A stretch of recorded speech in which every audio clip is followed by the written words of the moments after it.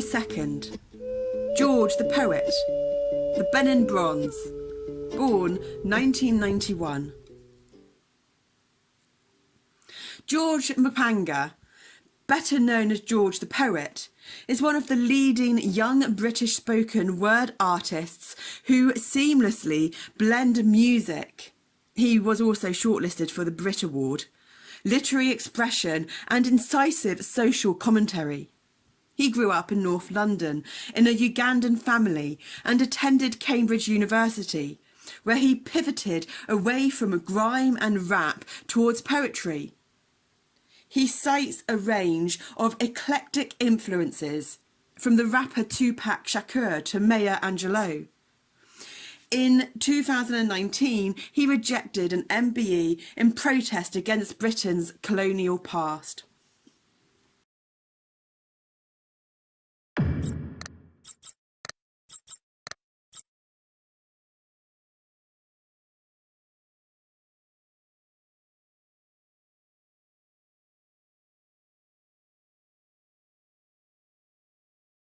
The Benin Bronze.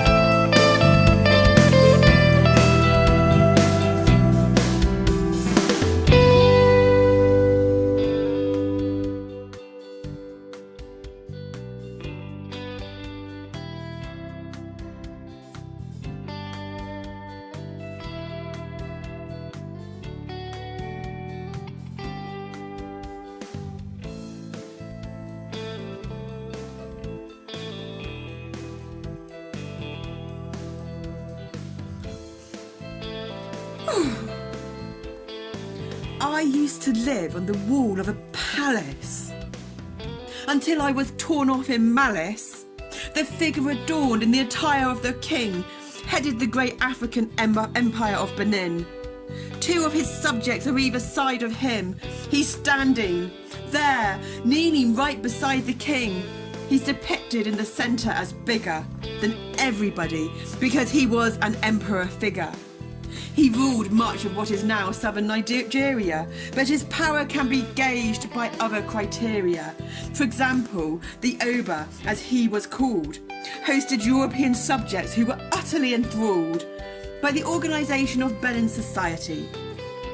No inner rivalry or impropriety, he controlled trade from the upper echelons right back down to the village, thus monopolising security and favours. The smaller figures in the background of the image are European traders. I remember those guys, they were Portuguese, always caught disease in the scorching heat. Yet they were guided through the king's court with ease to negotiate the purchase of pepper, gold and ivory. Oba was happy to export these commodities, but as for me, I was never told that I could leave. The Europeans knew I wasn't for sale, but every time they visited, they kept an open eye for me. Now, over the 16th and 17th centuries, the kings continued to trade pepper, gold and ivory. and other goods exclusive to our soil, most commonly rubber and palm oil. Since our exports were much distinguished, they attracted business from the Dutch and English, whose ships gave a direct link to Western markets. We were the only suppliers. The rest departed, leaving our king to monopolise trade in the area, which gave him a warier outlook of the Western visitors, who used some Africans as partners, the rest as prisoners. Anyway, back to me. Back to me. Oba and his officials are in the foreground, as you can see, to convey their dominance of the relationship, because they were commonly accommodating trading ships that were often laden with brass from European nations before all the invasions. The people of Benin made art with the brass, and all of the images charted the past. That's why every single scene covers kings and queen mothers. I was on the palace wall of the man that balanced all of the land. Now, by the late 19th century, the Oba suspected Britain's only ambition was colonialism, and even though he envisioned a continuation of his harmonious system, if we sever ties, we won't be imprisoned. So in 1896, when he ended the trade agreement, the British decided to invade the region. They requested a meeting with the trade official, but arrived in Benin concealing blades and pistols. Only 2 of the Brits survived. The rest were slain as soon as the ships arrived, and even though this was a well-deserved victory, it wasn't long before we felt the burn. Literally. The British response was 1,000 Marines. All I remember was the sounds of the screams as they raided our city, raped and pillaged the indigenous people of the ancient village. I can't erase the image. They circled around as our civilization was burnt to the ground, and what was once the royal decor had now become the spoils of war.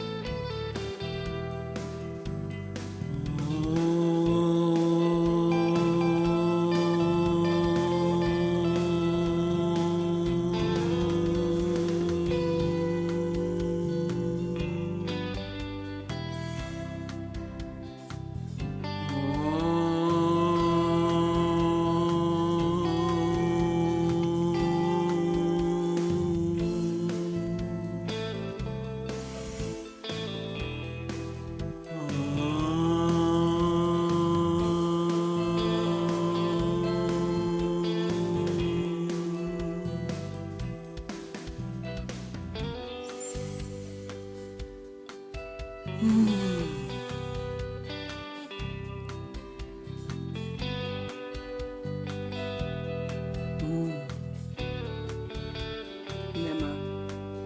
Amen. Nema. Etsman. Namaste. Etsman. Namaste. Etsman. Namaste. Amen. Nema. Amen.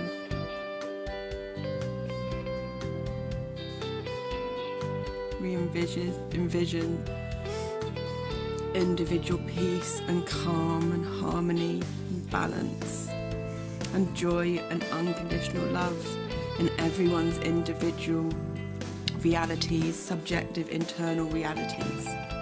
So that can be the energies, those can be the energies and frequencies radiated out. Compassion, self-respect, all that we miss. So when the war inside us ceases, the external wars cease.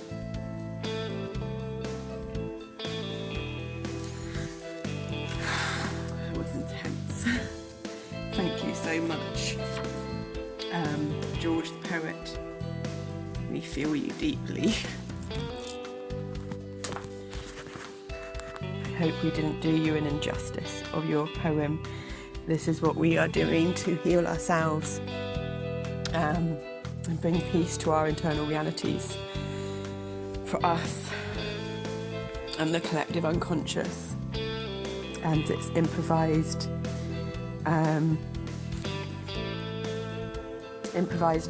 improvisation first reads when we do these.